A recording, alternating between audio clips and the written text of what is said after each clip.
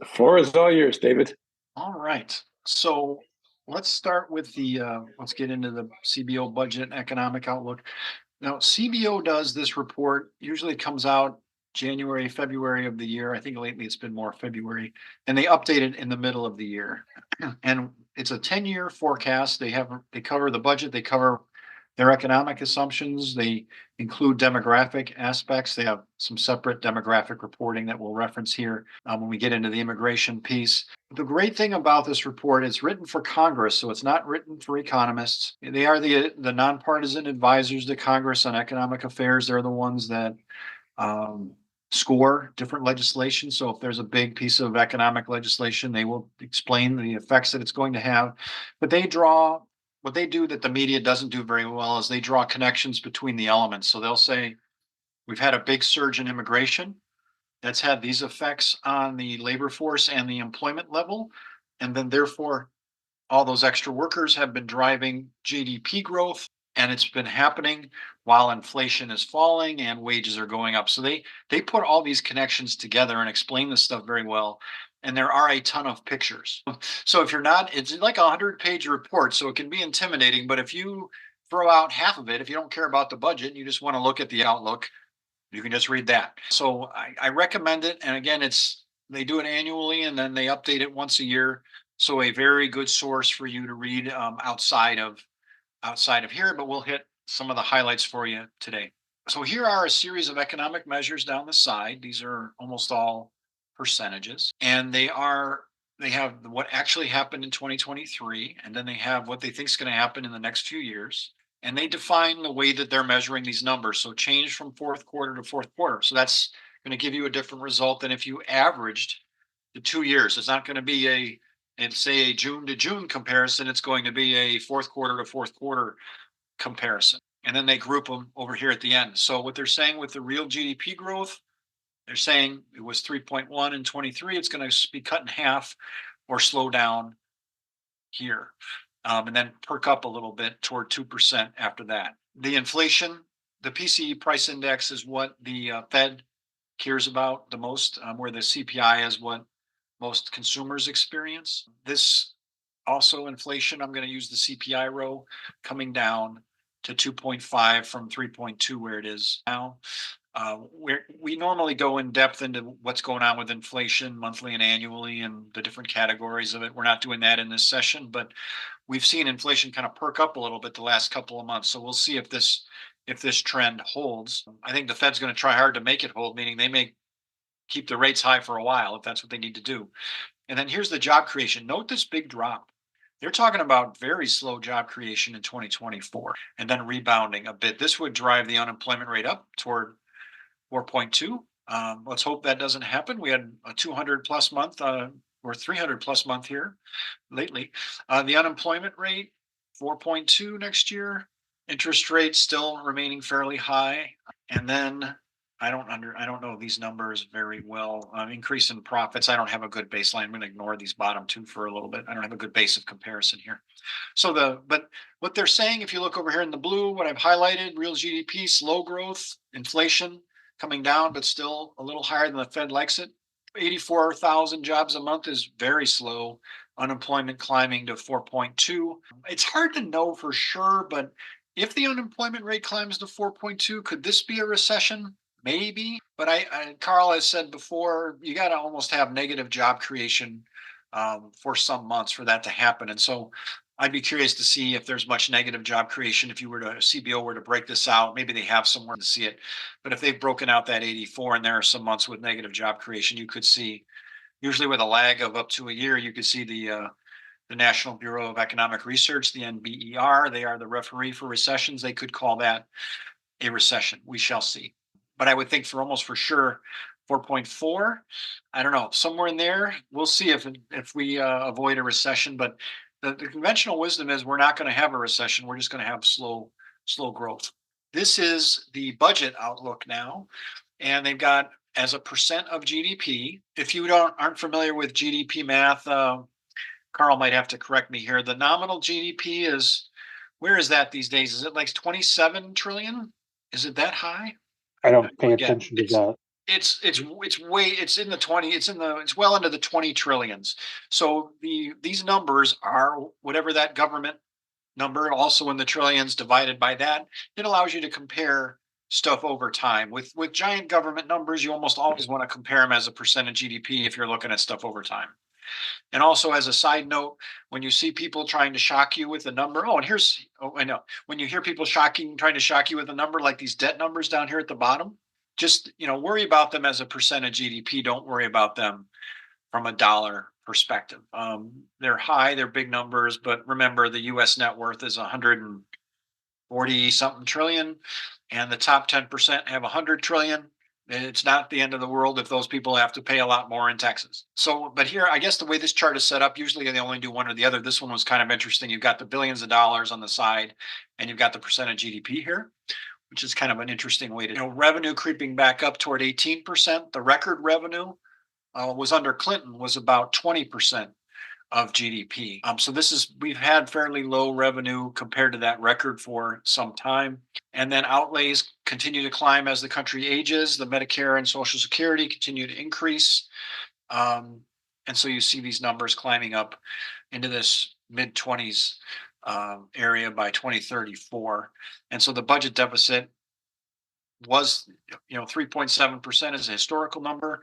And now they've got it in the sixes for most of the next decade. Notice that it doesn't go crazy, meaning it's not going, this deficit is not 10% or 12%. It's sticking right around where it is today relative to the size of the economy. The interest is an interesting number here, where this one was 2.1 on average for a very long time, and now is climbing, and it's going to climb up toward 4, assuming we have not only the higher interest rates now, although that goes away, but you just have a larger, the debt is going to be big enough to where it's a larger, the interest is becoming a larger part of the deficit. There is an argument among those MMT type economists that this is a form of stimulus, that net interest is government giving money to the private sector, which it is. That may not all be bad. So don't always assume that big numbers here are necessarily bad.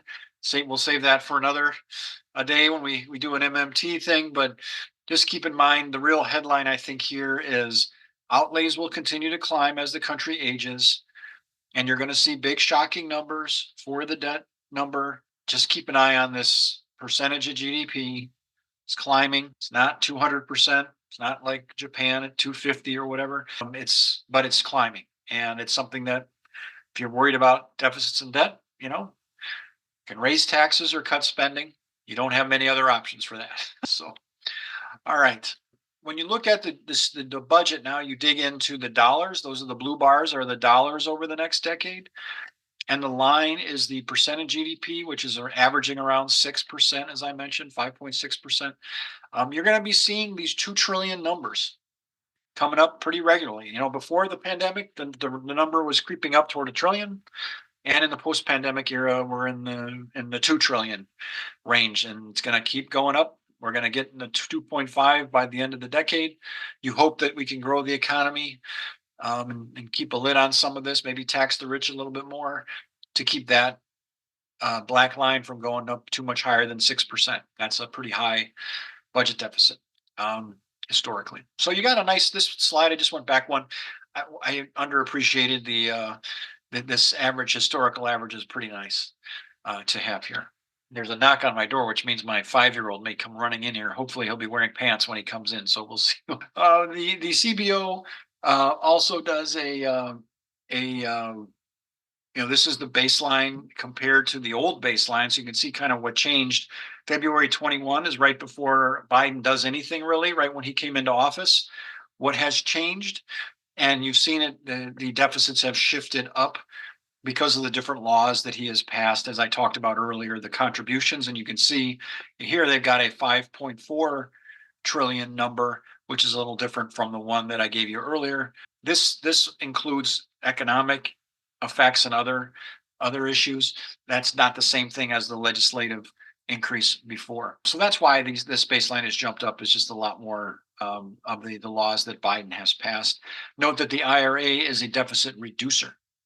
It lowers the deficit. All right. And now this one is a little bit difficult to read by the way that CBO created it. But the point here is interest is becoming a lot bigger part of the deficit.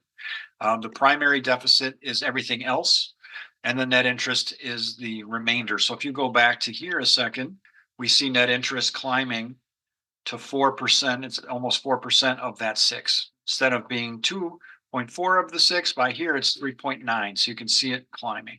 I'll let you read and absorb this though while I'm doing that. What you're seeing here is this is a list of what Biden put in his budget and all the things. So it's a lot of the BBB type programs. And then also a lot of large spending increases. So this is not CBO right here. This is just Biden's budget. Again, a budget is not a binding. It's not legislative. It's just simply a wish list of the president and a statement of priorities until it becomes law, which this will probably not be. It's just a wish list. All right. So I'm going to cover some of these CBO slides on the immigration when we get into that section. And let me just take a look at the. So I see a podcast on the creation of the Tea Party movement. That's good. One of the things I would say is, and we've done this before, Biden looks very good compared to Trump on almost all the measures. And it's true of Democrats going back historically. The Democrats have historically far outperformed the Republicans. It's not close. 10 of the last 11 recessions started under Republican presidents. Even budget deficits are much lower under Democrats. Yet Republicans historically tend to poll better on the economy, and people think something's bad in the economy, I got to go vote for a Republican. And the fact is, most people don't know how bad the Republicans are on the economy. So when I hear, the Tea Party was created because of economic unhappiness about this or that, I don't really buy that, because the Great Recession and the giant decline in housing prices and all that impact was because of things that happened before Obama took office. And so for people to say, we're going to vote Republican because of what the Democrats did, either they don't understand what happened or that isn't really the issue. So I've studied the Tea Party evolution, and the timing of it is around the time of the Biden stimulus. But the causes, if the Tea Party is truly about economics, they'd be Democrats. They'd be wearing blue, and they would be very anti-Trump. They are not economic patriots. They are most likely a racist patriot group, to be honest. And so I don't buy the whole we're worried about deficits and debt, because they became radio silent when Trump added enormously to deficits and debt. It's fine when Trump does it. It's not okay when the mixed race Obama does it. And I would tell you what I really think, but let me stop there with that analysis. Let's see. The national debt today is 34.6 trillion. That is a statistic it's just as whenever you see a statistic that's by itself, just a raw number by itself in your mind, before you don't let that affect you. You got to look to see, is that going up or down relative to the size of the economy? And is there a good reason for it? And is it truly a threat?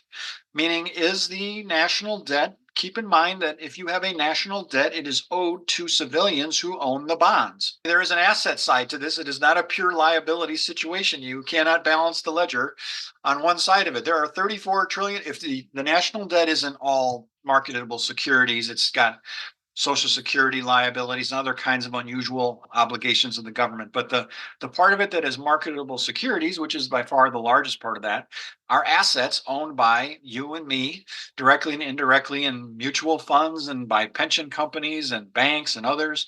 Do not panic over the national debt. They would like you to panic over it. I would not. There is no evidence that the national debt is causing any grief right now.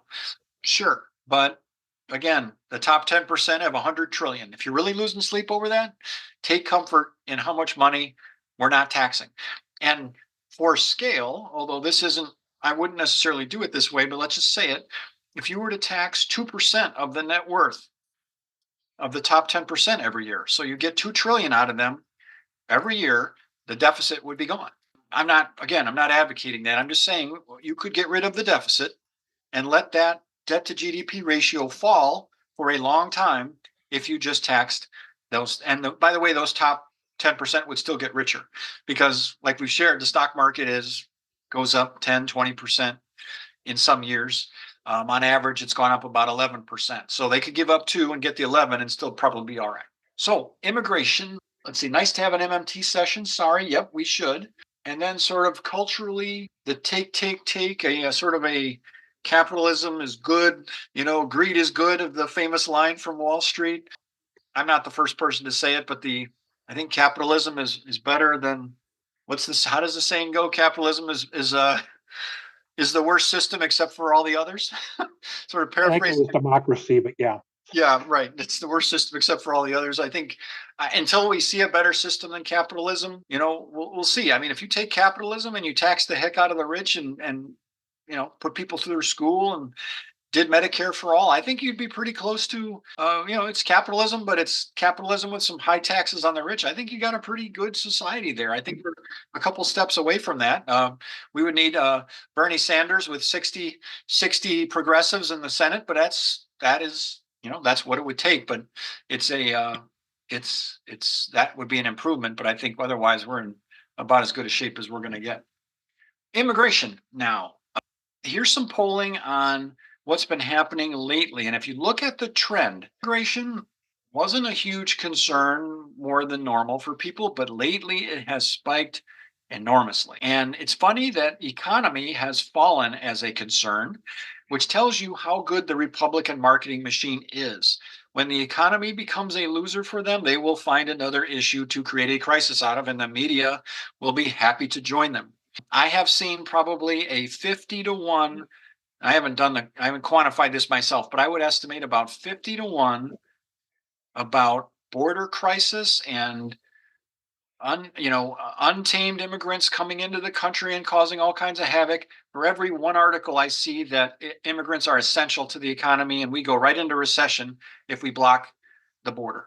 There aren't many economic impact discussions. And so you're going to get one of those tonight. You're about to see what immigrants contribute. This is a reference down here to that great article on Vox, Biden versus Trump's economy in 8 charts. The Washington Post did one in 12. I don't love their methods, but anyway, this is you can read those for comparison. But here is the immigration rising as a concern. And I've said in this group before, this election will probably be abortion versus immigration as much as we love to talk about the economy.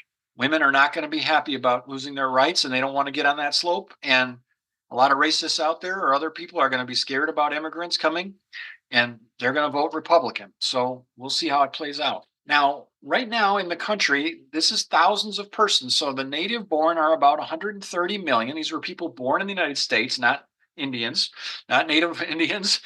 There's people that were born here now, 129 million, and about 31 million that were born overseas. The foreign born are not going to replace the native born anytime soon.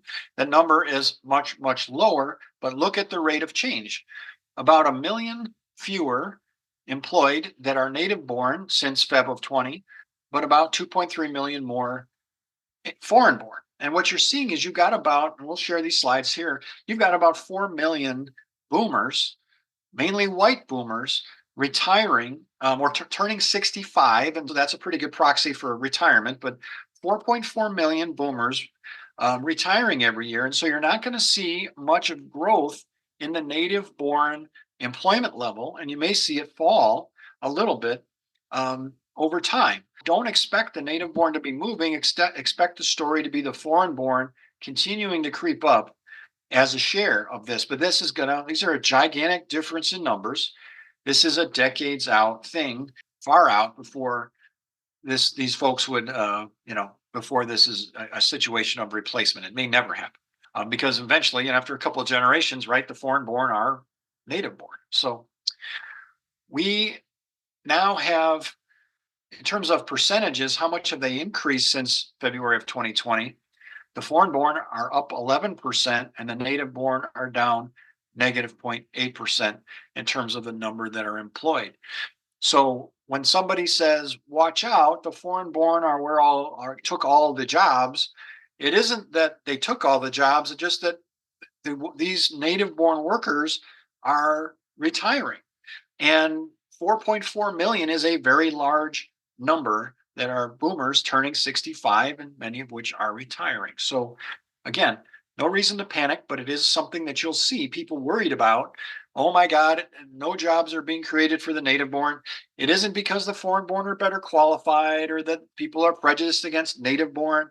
It's that the native born demographic situation is such that they are retiring. When you look at foreign born as a percent of overall employment, it's about 19% of the employment are foreign born right now, about 20% roughly. So, long way to go before foreign born would ever take over the native born. Demographic factors that contribute to population growth over the next decade, immigrants, foreign born, are going to be about 72% of the population. Well, in this case, not the foreign born, sorry. Well, they are foreign born. Foreign born here, sorry, includes a lot of people that are US citizens and have been for a while. They've just been born elsewhere. My wife is one. She became a citizen in 99. She was born in Iran. She's foreign born.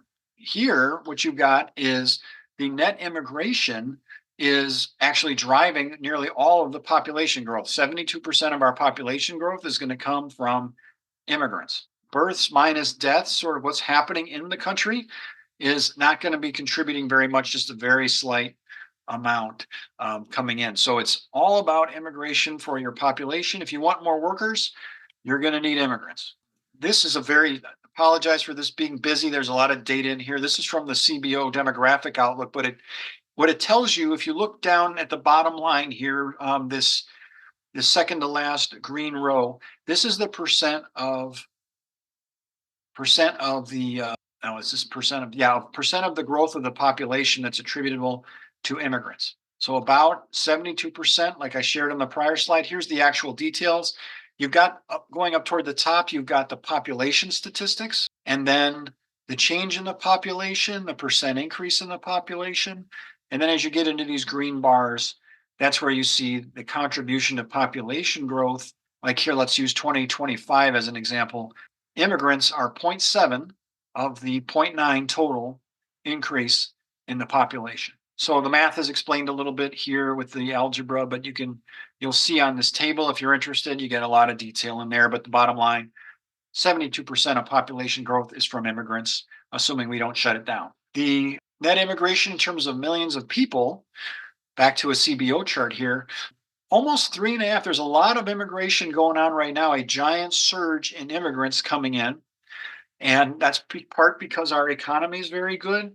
And they know the immigration system is terribly backlogged. So their odds of getting released into the US to find a job is very good.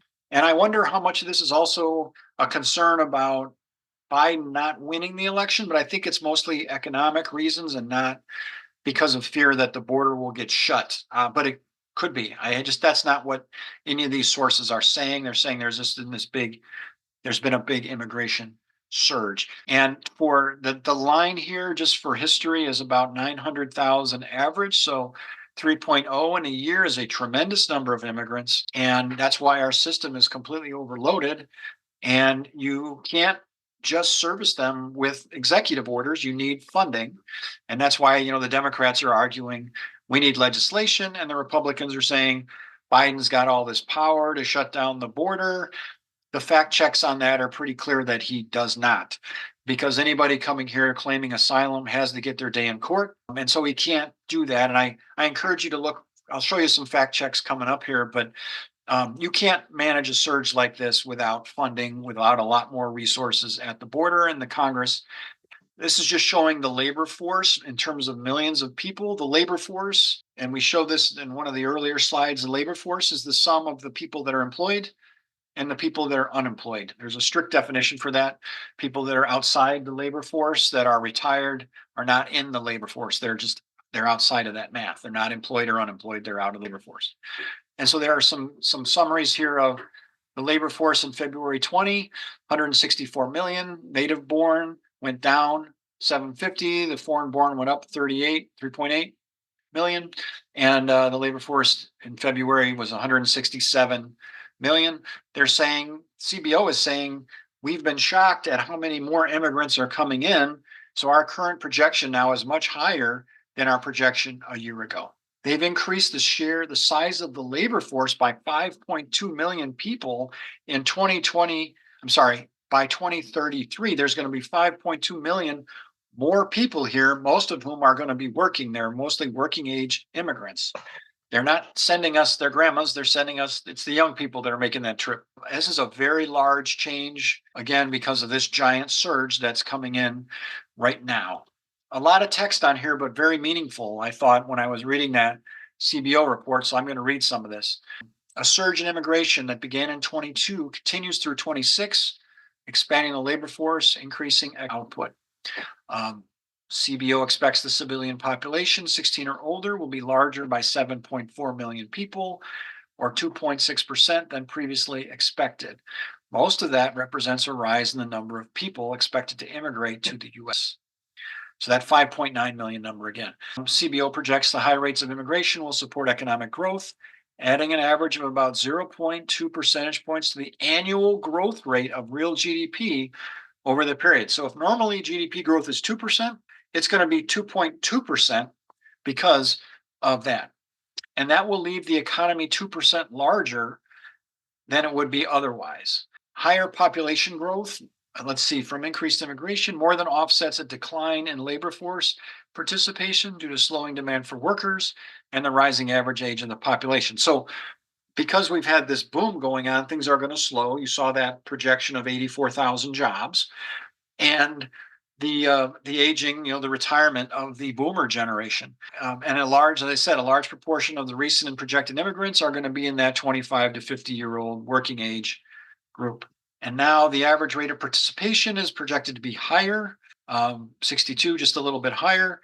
And that results from the effects of upward revisions of CBO projections of net immigration over those next, 2022 through 2026. I had fun with this slide. But CBO, now separate from their report, was a very interesting director's statement from the CBO. I've got reference down here. I would never have seen it except Catherine Rampell of the Washington Post had found it, and she put it on Twitter. She's a great follow. You should read all the Catherine Rampell stuff, even though I don't agree with her. And she's had her moments where she's just been like, she acted like part of the Republican Party last year.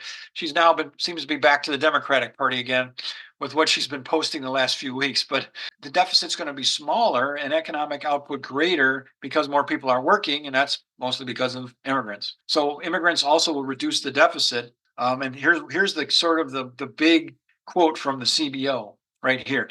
As a result of those changes, we estimate that blah, blah, blah, GDP will be greater by 7 trillion and revenues will be greater by about 1 trillion than they have been otherwise. And by revenues being more because immigrants pay in, but they don't necessarily get benefits.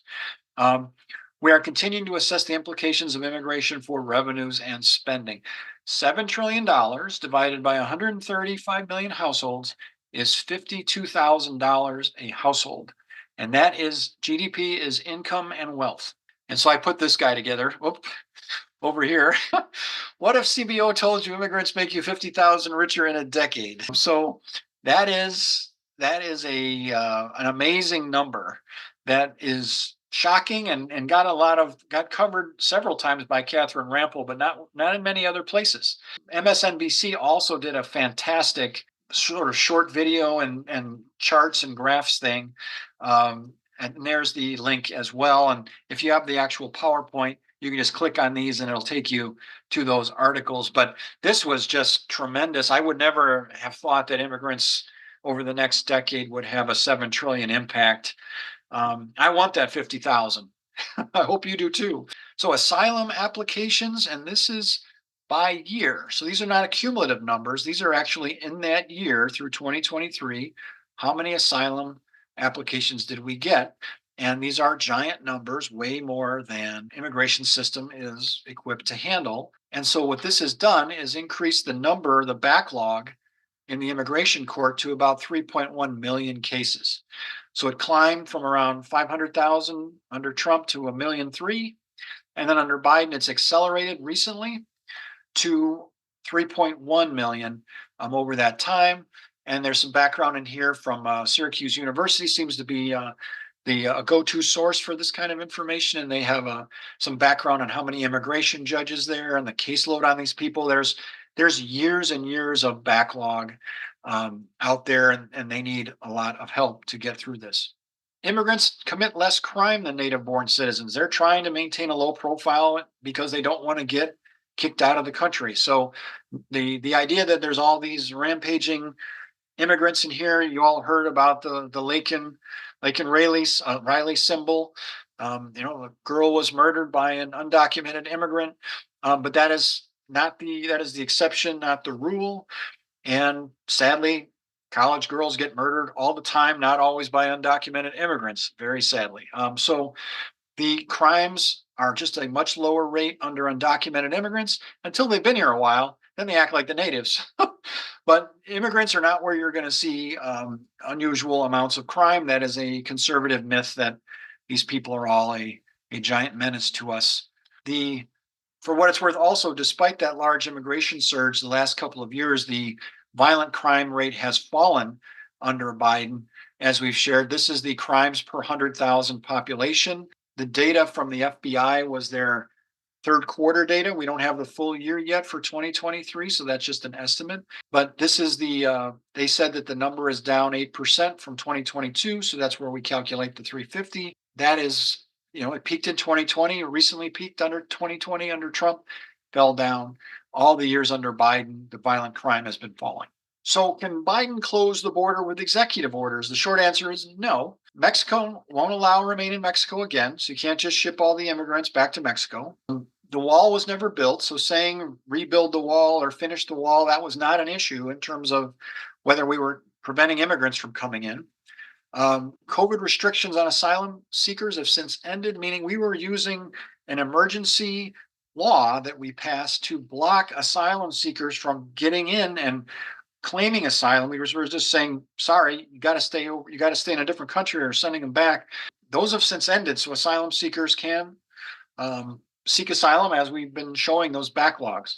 Travel bans don't affect a material number of people, so if you said you're not allowed to fly here anymore to some country, wouldn't really matter. And legally, going back hundreds of years, asylum seekers cannot be denied without due process. What factcheck.org said, and quoting the experts that they talked to, the president, in theory, has very strong powers to regulate the border, but they can't just block asylum seekers. They have to let asylum seekers get their day in court. When someone is physically in the United States, and it's not on here, but it's I think it's in this article or maybe one of the next ones. Once you physically are in the United States, you are basically not exactly treated like a citizen, but you have very significant due process rights that you don't have if you're in some other country, which is why you could probably reinstitute a travel ban a lot easier than you could do an asylum block. Also, catch and release was something that people are like, reinstate or catch them but don't release them. There's a law that limits how long you can hold somebody that you caught, and also the facilities for holding them are just too small, and we don't have the facilities to catch and hold all these people, so we release them. And there's no realistic way to stop that. You're just going to have to keep releasing them unless you come up with funding for this. And that's what Biden has proposed. There's the Senate border agreement, adds security agents, adds a lot of asylum officers, adds additional judges, gives the president special authority to close the border when it becomes overwhelmed. He doesn't have that authority now. And fund the installation of 100 cutting-edge inspection machines, which are sitting there waiting to help us stop fentanyl coming in, because there's nobody to operate them. They don't have the people to put those machines to use. So it's passed in the Senate. Speaker of the House won't bring it to the floor and won't bring it. It didn't pass in the Senate. It's an agreement. Has not passed the Senate. But the Speaker of the House, sort of the next step that seems to be expected, is that they would bring it to the floor of the House, and then I'm not sure, to be honest, why the Senate is not voting on the bill unless they're worried about a filibuster, which is reasonable. But I don't know why they didn't just try to pass it. I don't know why they're saying the Speaker has to. So if somebody knows, jump in or put it in the chat. So let me stop there. Questions, comments? You've got a bunch of comments and questions that have been Rolling here. Good. Oh, Krugman article. Hey, I always read him. I don't always catch him the first day. Good. Yeah, he's saying a great reason for our success. The Economist did a cover article on the strength of the U.S. economy. They got a picture here. Let me show. Do I don't?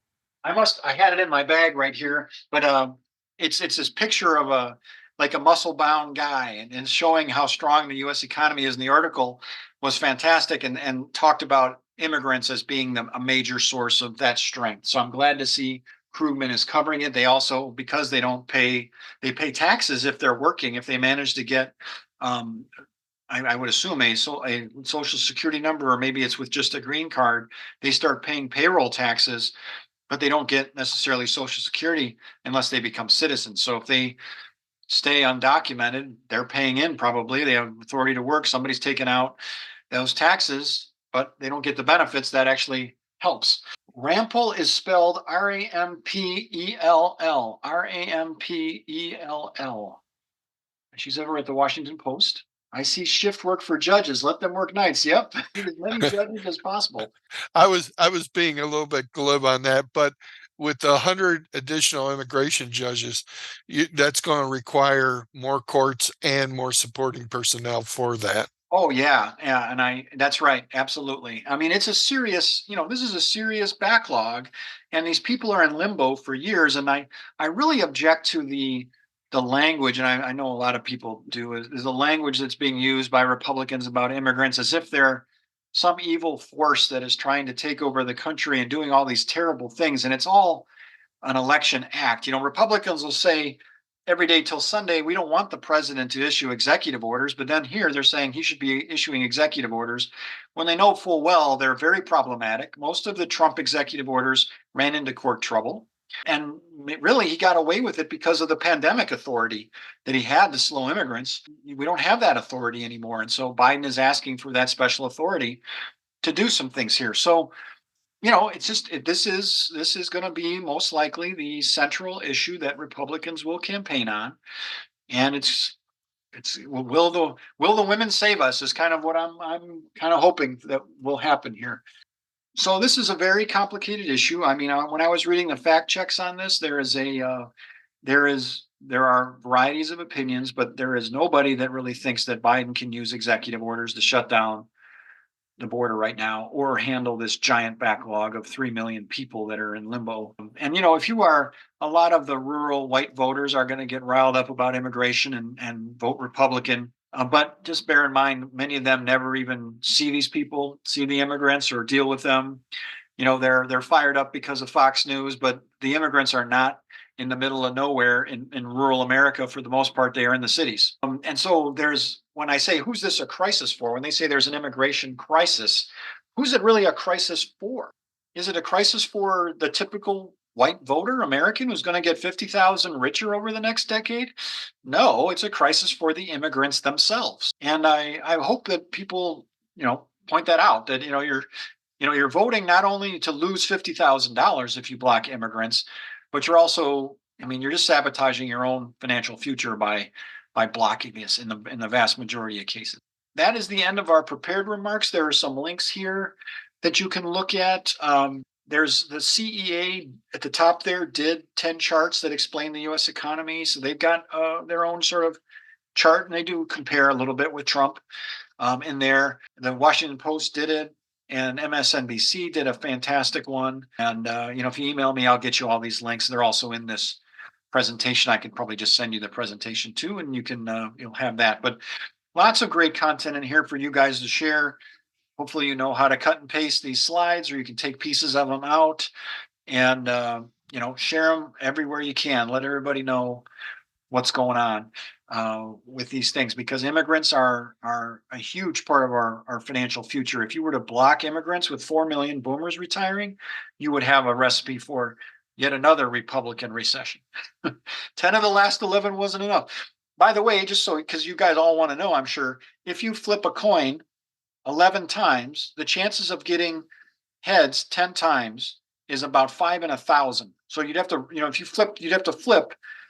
flip that coin 11 times, 1,000 times, you did it 1,000 times, 5 times it would show up like that. It is not. It takes a special kind of.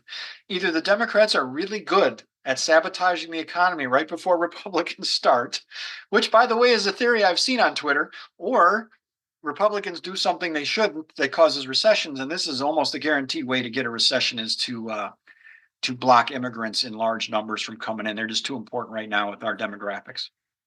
Well, Republicans are good for getting recessions because, as we've talked about, the last Republican president that didn't have a recession start on his watch was James Garfield in 1881. Yep. Consistent bad performance. You want it, you know who to elect. And it is a mystery. Like a lot of people, they say the Republicans, they poll better than Democrats, which just blows my mind. And I wish we would find out why. Is it because of tax cuts, or is it because of actually false impressions of better stock market returns or a faster growth, all of which actually in truth favor the Democrats? The stock market actually does a lot better under Democratic presidents. Every measure, you name it, it is. Question on the immigrants: as Abbott ships a bunch of immigrants to blue states, by the time we get to the 2030 census, we'll have a lot more blue state representation based on population. But in terms of money, does anything happen before 2030? It's oh yeah, I mean this the money is coming in throughout that period. So the GDP is higher throughout the next decade because of this immigration surge. And Well, but I so meant in terms of the allocation of individual states. oh, I'm not aware. I don't know how that works. No. Yeah, I'm not sure either. But we should figure out how to send thank you notes to Abbott.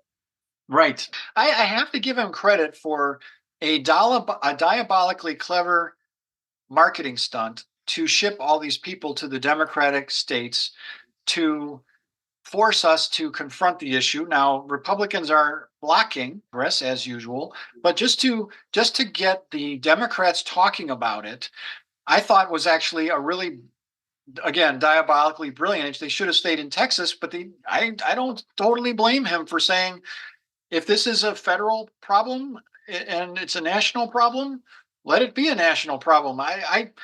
I don't hold him. I don't hold him accountable for that. It may sound strange coming from somebody as liberal as I am, but I thought that was actually kind of an interesting move to sort of force the argument. And um, I think everybody should be trying to pitch in and get this law passed so that we can handle the border correctly, handle the immigrants correctly, because we need them, and we need lots of them. And I don't think Republicans are ever going to help us.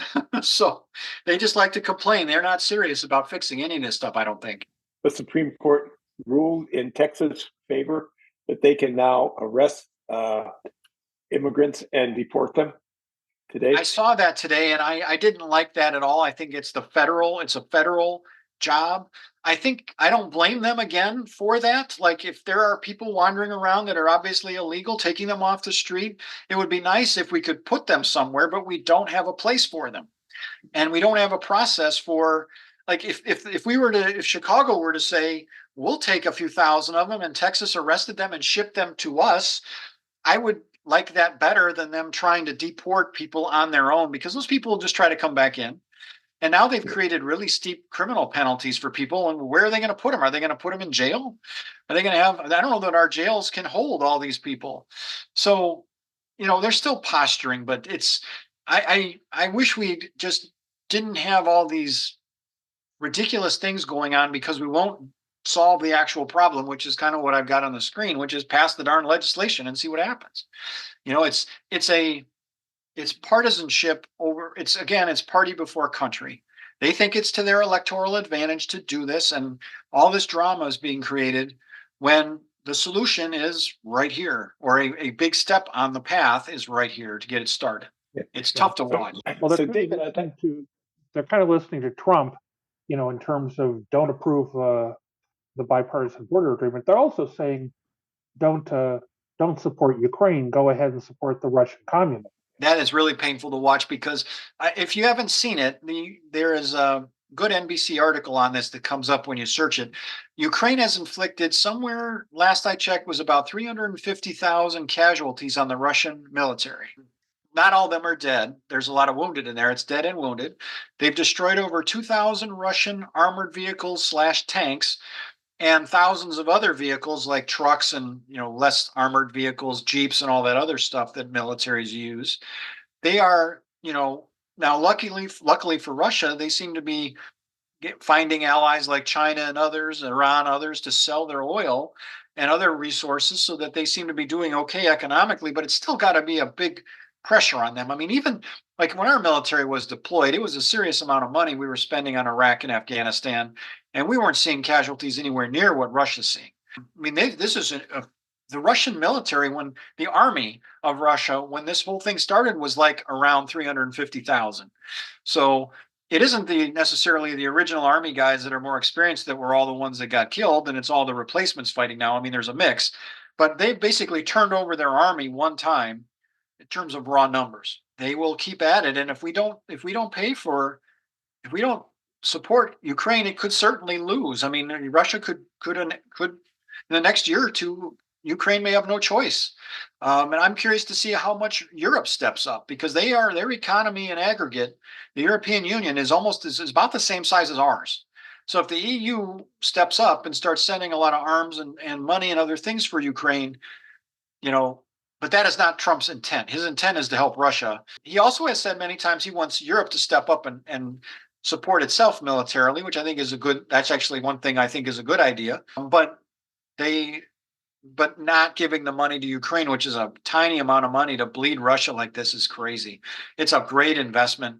Sadly, I wouldn't want a Russian soldier to be on the call when I say that, but it's a heck of a high return on investment in terms of Russian damage. So before I forget this, David, there's a bunch of comments in the chat, and Karl, thanking you for a great presentation. A couple of people saying, I'm not sure how we got on the list, but I'm glad I attended. This is great. As I said, this has been going on for almost 10, 11 years now, the Fiscal and Economics Report.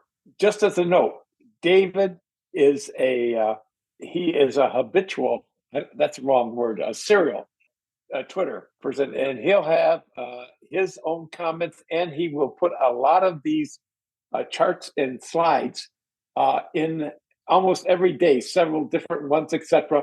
I try to take those and add those into Instagram and to Threads. But if you would follow David on Twitter, like and share, like and repost, because that goes a long way.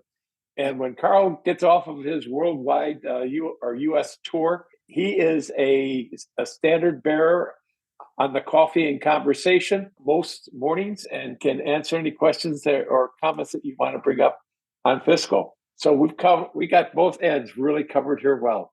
Yep. Back to you, David.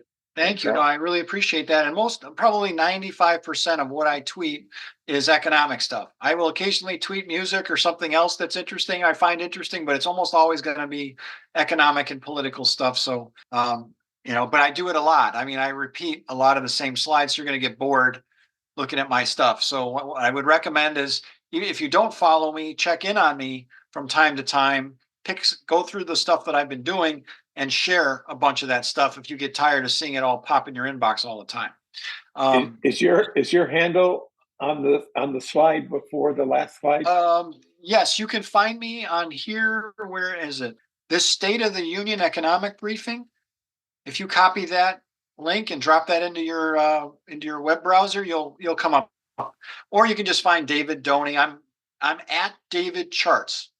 At David Charts is my handle on Twitter, but you'll find me if you do a David Doney economics search. My name, you're going to find me quickly on Twitter. I think there's like one other David Doney who's a lawyer that sometimes comes up when I search stuff. Otherwise, it's just the two of us. There's like two David Doneys that come up a lot. Again, you got my email, so you can contact me if you need anything. But these presentations are great. You can spend a month just taking slides out of here and popping them wherever you want. Shall we conclude our official session? Stop the recording. Sounds like a good plan. All right. So thank you. David, you have no idea how much aggravation I have dropped on top of my Republican friends with copies of your slides and keep it up. Little comments. It just drives them crazy. You know, Because good. they keep wanting to know who this Fred guy is that you quote all the time. Yep. This guy needs to get a life. You know, I'll tell you, yesterday I presented at a conference for internal auditors. There are like 1,200 people at the conference. All of them will get a copy of a presentation that I did, and about half of it was how corporations should analyze risk in the economy and what to do about it, because that's my day job as an auditor. But the other half was slides like these. And I did it from a training perspective. I wasn't comparing to Biden to Trump or trying to make it like that. I just talked about years, but it was mostly, here's how to analyze the economy from here's where you get the most credible information. Here's how you can use Fred, and here are some of the key data series to choose. It was sort of an instructional for auditors on how to analyze the economy better. And it was attended. I had about 300 or 400 people out of those 1,300 showed up for my session. I had the big keynote room. I'm walking around on this giant stage. I'm like, boy, this is not typical, because normally I get 30 or 40 people in a side room, and I had everybody. So economics is really of interest to these people. So 1,000 internal auditors are going to have access to that material. They share all the presentations with all the attendees. So I spread the word wherever I can. Should we stop recording? And then if people want to stay on and chat for a while, you certainly can. It's 9:05, so we made decent time. We usually go a couple hours. So, all right. Yeah, this has been the March session of the Northwest Suburbs Organizing for Action group. Thank you very much for attending and sharing your thoughts with us.